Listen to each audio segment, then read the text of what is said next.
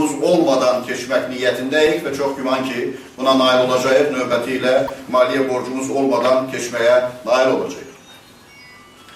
Müsaad Partiyası demokratik düşərgənin, Azərbaycan cəmiyyətinin mənafilərinin müdafiə edilməsi istiqamətində ciddi işlər görür. Bilirsiniz ki, Azərbaycan hakimiyyəti son dövrlərdə öz repressiya siyasətini bir qədər də gücləndirib, hal-hazırda müxtəlif təşkilatların verdiyi məlumata görə Azərbaycanda 100-dən artıq və ya 100-ədək siyasi məhbus mövcuddur. Bu siyasi məhbusların əksəriyyəti Beynəlxalq Amnesty International təşkilatı tərəfindən vicdan məhbusu elan olunub. Siyasi məhbusların azadlığa buraxılması istiqamətində hər hansı ciddi addımlar atılmır. Uzun müddətdir ki, yalnız tək-tək insanlar azadlığa buraxılır, amma həbs olunanların sayı azadlığa buraxılanların sayından çox olduğu üçün siyasi məhbusların sayı nəinki azalmır, siyasi məhbusların sayı artmaqdadır. Biz məhkəmə proseslərində iştirak etməyə çalışırıq. Müsaad Partiyasının üzvü olan vəkillər müdafiə işinin təşkilində fəallıq göstərməyə cəhd göstərirlər. Bilirsiniz ki, hal-hazırda Nardaran işi üzrə məhkəmə prosesi gedir. Biz bu prosesdə də iştirak etməyə çalışırıq və əminliklə deyirik ki, Nardaran işi üzrə həbs olunan insanlar heç də güya hansısa xarici dövlətlərin nəzarəti altında olduqları üçün, güya hansısa radikal, dini istiqamətləri müdafiə etdikləri üçün yox, mövcud hakimiyyətə müxalif mövqeyində olduğu üçün hal-hazırda həbsdədirlər və ona görə də onları biz siyasi məhbuslar kimi tanıyırıq və məhkəmələrində keçirilən o məhkəmə prosesində həm vəkillərimiz vasitəsilə, həm də özümüz bilavasitə iştirak etməyə çalışırıq. Çox ciddi məsələlərdən biri Real Vətəndaş Hərəkatının sədri İlqar Məmmədovun həbsinin artıq 4 ilə yaxın davam etməsidir. Bilirsiniz ki, o tamamilə günahsız olaraq həmin dövrdə siyasi motivlərlə Tofiq Yaqublu ilə birlikdə azadlıqdan İsmailli işi ilə əlaqədar olaraq məhrum edilmişdi və bugünədək hətta o İsmailli işi üzrə həbs olunanların mütləq əksəriyyəti azadlığa çıxsa da, orada yalnız bir neçə nəfər qalsa da, bugünə kimi İlqar Məmmədov azadlığa buraxılmır. Halbuki İlqar Məmmədovun azadlığa buraxılması məsələsi ilə əlaqədar Avropa İnsan Haqları Məhkəməsinin qərarı var. Bu məsələ Avropa Şurasında Nazirlər Kabinetində dəfələrlə müzakirə olunub və onun birbaşa azadlığa buraxılması ilə əlaqədar tələblər irəli sürülüb. Ancaq Azərbaycan hakimiyyəti inadkarlıqla onu həbsdə saxlamaqda davam edir. Biz onun da məhkəməsini diqqətdə saxlayırıq, o prosesləri diqqətdə saxlayırıq və bu günlərdə keçirilən Ali Məhkəmə toplantısında da müsaade rəhbərliyi geniş heyətlə orada təmsil olunmuşdur. Biz repressiyaların artması, siyasi məhbusların artmasından danışdıq. Ancaq digər sahələrdə, yəni artması zəruri olan, heç olmasa qorunub saxlanması zəruri olan bir çox sahələrdə çox ciddi geriləmə, çox ciddi azalma mövcuddur. Bilirsiniz ki, təxminən bundan 2 il əvvəl İlham Əliyev çıxışlarının birində neftin qiymətinin ucuzlaşmasının Azərbaycana heç bir aidiyyatının olmayacağını demişdi. Azərbaycan bunu hiss etməyəcək, Azərbaycan iqtisadiyyatı geriləməyəcək deyə bildirmişdi. Ondan sonra bir çox mətbuat orqanlarında, sosial şəbəkədə onun geniş yayılmış bir ifadəsi ki, mənə deyirlər, bəlkə biraz yavaşlayaq ifadəsi də təxminən 2 il bundan əvvəl səslənmişdi. Bu 2 il ərzində isə Azərbaycanda bütün sahələrdə çox ciddi geriləmələr baş verir. Bu müddət ərzində Azərbaycan vətəndaşlarının rəsmi statistikaya görə orta aylıq əmək haqqı $275 təşkil edir. Halbuki 2 il bundan əvvəl bu rəqəm $556 idi. Əhalinin gəlirləri bu 2 il ərzində 30%-dən çox azalıb. Ümumi daxili məhsulun həcmi 31 milyarddan çox azalıb. Bu müddət ərzində əhalinin pul gəlirləri 13,8 milyard, yəni 40% azalıb. Azərbaycana investisiya qoyuluşu 57%, yəni 8,7 milyard dollar həcmində azalıb. Yəni bu 2 il ərzində Azərbaycanda bütün göstəricilər üzrə demək olar ki 2 dəfə və bəzən 2 dəfədən daha artıq geriləmələr baş verib. Cahangir Hacıyev öz məhkəməsində açıqlamalar verir. O bildirir ki, yalnız Beynəlxalq Bankın Moskva filialında Azərbaycanın 1 milyard vəsaiti var. Metanol zavodunda küllü miqdarda vəsait var.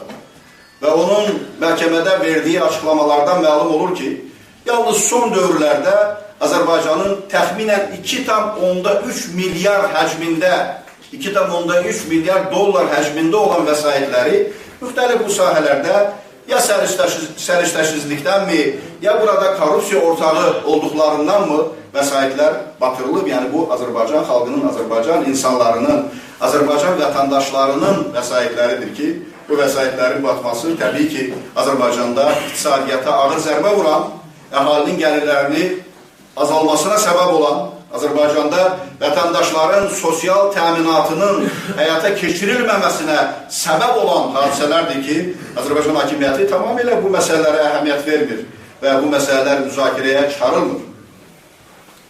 Yaxın dövrlərdə Azərbaycan hakimiyyətində olan yüksək vəzifəli şəxslərin ciddi korrupsiya faktları ortalığa çıxır. Bu yaxınlarda İlham Əliyev çıxış edərək bildirir ki, Elçi bəy hakimiyyəti dövründə korrupsiya tüğyan edir. Mən iki xırda faktı çəkmək istəyirəm. Hacı Məmmədov və Çovdarov aşağı vəzifəli, aşağı rütbəli şəxslər olublar. Hər ikisi Elçi bəy hakimiyyəti dövründə vəzifələrindən azad edildi. Amma indi bu insanların yüksək dövlət vəzifələri tutaraq gangster fəaliyyəti ilə məşğul olmasının faktları ortalığa çıxır. İndi məlum olur ki, bunlar nəinki insanları günahsız yerə həbs edərək öz şəxsi həbsxanalarında saxlayıblar, öldürüblər, reket fəaliyyəti ilə məşğul olublar. Milyonlarla Azərbaycan cəmiyyətinin, Azərbaycan xalqına məxsus olan vəsaitləri mənimsəyiblər və uzun müddət, uzun illər ən yüksək vəzifələr tutaraq bu işlərlə, bu əməllərlə, bu cinayətlərlə məşğul olublar. Elçi bəy hakimiyyəti dövrünə aid olan, mən Elçi bəy hakimiyyətini hətta demirəm, Vəzirov hakimiyyətinə aid olan, Mütəllibov hakimiyyətinə aid olan, Bağırov hakimiyyətinə aid olan belə faktlar varmı? Belə faktlar yoxdur. Hətta kommunist dövründə bir 30-cu illər Stalinizm dövrünü çıxmaq şərti ilə hansı Hacı Məmmədov barədə bir məlumatınız var, bir informasiyanız var, belə bir fakt var. Hansı Çovdarov barədə hər hansı bir fakt var, hər hansı bir məlumat var. Hansı Əli Abbasov haqqında hər hansı bir məlumat var ki, dövlətin naziri 200-300 min dollar deyir, ayda vəsait xərcləyir. Fərqə fikir verin, 200, 200, 300, yəni 200 ilə 300 arasında 100 min fərq var. Burada elə deyir ki, bir söhbət 2-3 min manatdan, ya 20-30 manatdan gedir. 200-300 min dollar ayda xərcləyirmiş. Təsəvvür edin. Azərbaycan vətəndaşları hətta postsovet məkanında ən az əmək haqqı alan vətəndaşları. Azərbaycan müəllimi hətta postsovet məkanında hamıdan aşağı maaş alır. Azərbaycan hakimi hətta postsovet məkanında ən aşağı əmək haqqı alır. Azərbaycanda minimum əmək haqqı hətta postsovet məkanında, ən geri qalmış məkanda belə ən aşağı əmək haqqıdır. Orta aylıq əmək haqqı ən aşağı əmək haqqları olan ölkələrdən biridir Azərbaycan. Amma məlum olur ki, Azərbaycanın nazirləri 200-300 min dollar arada xərcləyirlərmiş. Hatırlayırsınız, bir dəfə Rövnə Abdullayev nəsə 50 milyon mu, 60 milyon mu haqqında danışarkən dedi ki, şu nə puldur 50 milyon. İndi siz bunların yaşayış tərzinə fikir verin, yaşayış tərzini düşünün. Yəni, bu məhz Azərbaycan insanlarının bu qədər neft gəlirlərinə baxmayaraq, bu qədər əziyyət çəkmələrindən, zəhmət sevər olmalarına baxmayaraq, yoxsul həyat yaşamasının səbəbləridir. Məhz bu vəsaitlərin mənimsənilməsi, bu korrupsiya, bu vəsaitlərin batırılması, Avropa oyunlarına xərclənən milyardlar, bugünkü iqtisadi böhranı yaradan əsas səbəblərdir. Azərbaycan vətəndaşları, Azərbaycan insanı zəhmətsevər insandır. Mən bu sözü əvvəllər də demişəm, bir də təkrar edirəm. Rusiya Azərbaycanlıların işləməsi, çalışması və pul qazanması üçün ən çətin məkanlardan biridir. Yalnız milliyyətinə görə təqib olunur, təzyiq altındadır, vəsaitləri əlindən alınır və s. Bununla belə Azərbaycan vətəndaşları Rusiyada çalışır, pul qazanır, özünü də dolandırır, Azərbaycana da pul göndərir. İndi təsəvvür edin ki, Azərbaycanda Azərbaycan vətəndaşları üçün hansı dəhşətli şərait mövcuddur ki, hətta Rusiya kimi bir yerdə pul qazanmağa, özünü dolandırmağa nail ola bilən Azərbaycan vətəndaşı öz ölkəsində, öz şəhərində, öz kəndində, öz doğma ölkəsində özünü dolandıra bilmir, pul qazana bilmir, ailəsini saxlaya bilmir. Yani bu Azərbaycan hakimiyyətinin apardığı siyasetin nəticəsidir. Bugünlerde İlham Əliyev bildirdi ki, ölkədə narazılıq yoxdur, müxalifətin dəstəyi yoxdur, mitinglərə çox az adamlar gəlir. Mitinglərdə çox adam iştirak etmir. Ben sual verirəm, 150 manat maaş alan müəllim necə narazı olmuyor?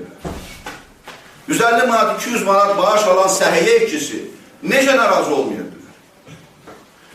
Yüz binlərlə işsizlər necə narazı olmayabilirlər?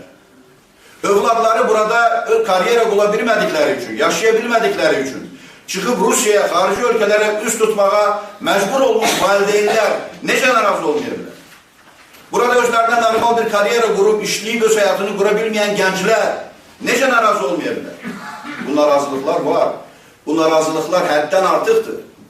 Sadəcə Azərbaycanda elə bir cəmiyyət qurulub, elə bir şərait yaradılıb ki, bütün bu narazılıqlara baxmayaraq insanlar öz fikirlərini açıq şəkildə ifadə etməkdən qorxur. Qorxu hissi, acılıq hissini, yoxsulluq hissini, çıxılmazlıq hissini üstəliyib və bununla fəxr etmək lazım deyil. Əgər bir ölkənin vətəndaşları öz hakimiyyətindən qorxursa, öz prezidentindən qorxursa, öz dövlətindən qorxursa, çəkinirsə, bu o dövlətin, o ölkənin, o prezidentin, o hakimiyyətin faciəsidir. Bununla fəxr etmək, bununla övünmək lazım deyil. Və bu qorxu mühiti əbədi olaraq davam etməyəcək. Mən əminliklə deyirəm ki, Azərbaycan vətəndaşları öz sözlərini deyəcəklər. Azərbaycanda hökmən demokratik bir cəmiyyət qurulacaq. Çünki Azərbaycan xalqı demokratik cəmiyyət qurmağa qadirdir, demokratik cəmiyyətdə yaşamağa layiqdir və öz layiq olduğu yerini tutacaq. Müsavat Partiyasının qarşısında, bizim hər birimizin qarşımızda duran vəzifət ondan ibarətdir ki, Azərbaycan cəmiyyətinin avangardı olaraq ölkənin hər yerində, Bakıda, Gəncədə, Sumqayıtda, başqa şəhərlərdə, rayonlarda, kəndlərdə, özək sədri kimi, sıravi üzv kimi, rayon təşkilatı rəhbərləri, rayon təşkilatları rəhbərləri kimi, Musavat rəhbərliyi kimi öz üzərində düşən missiyanın mahiyyətini dərk eləsin, başa düşsün. Bu cəmiyyətin xoşbəxtliyi uğrunda Musavat Partiyası 1911-ci ildən bu üzə fəaliyyət göstərir, çalışır, mərhumiyyətlərə dözmüşük. Bugünkü gün Musavat Partiyasının ən pis günü deyil, biz bundan acınacaqlı, bundan dəhşətli vəziyyətlərdə fəaliyyət göstərən vaxtlarımız da olur. Ona görə sizin hər birinizi çağırış edirəm. Dəyişikliklər çox da uzaqda deyil. Bu dəyişikliklərə hazır olun. Strukturlarınızı gücləndirin. Nüfuzunuzu qoruyun. Nüfuzunuzu artırmağa çalışın. Tərəfdarlarınızı artırmağa çalışın. Və mən əminliklə deyirəm ki, Azərbaycanda keçirilən ilk demokratik seçkilərdə Musavat Partiyası qalib gələcək. Azərbaycanda demokratik hakimiyyət qurulacaq və bu demokratik hakimiyyət Qarabağ problemi də daxil olmaqla Azərbaycanın bütün problemlərini həll edəcək.